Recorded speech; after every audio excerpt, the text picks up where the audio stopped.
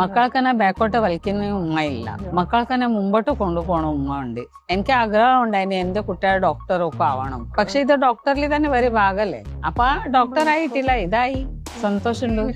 ഒരുപാട് സ്ട്രഗിൾ ചെയ്തിട്ടുണ്ട് ഞാന്. കാരണം വീട്ടില് ഫാദർ ഇല്ല, സോ മദർ സിസ്റ്റർ മാത്രമേ ഉണ്ടായിരുന്നുള്ളൂ. ചെലവും കാര്യങ്ങളൊക്കെ ആയിട്ട് +2 ശേഷം ഞാൻ ഡ്രോപ്പ് ഔട്ട് ചെയ്ത് വർക്കിന് കയറിയതായിരുന്നു. അപ്പം ഇത്രയും വർഷമായിട്ട് വർക്ക് ചെയ്തുകൊണ്ടിരിക്കുകയായിരുന്നു ഞാൻ. അത്തിന് സ്ട്രഗിൾ ചെയ്തിട്ട് തന്നെയാക്കി എങ്ങനെയെങ്കിലും ഒന്ന് പഠിച്ചിട്ടിട്ട് ഒന്ന് സർട്ടിഫിക്കറ്റ് ഇട്ട് നല്ലൊരു ജോബിൽ എത്തിയിട്ട് എന്റെ ഫാമിലിയെ നോക്കണം, ഒരു എയിം ഉണ്ട്.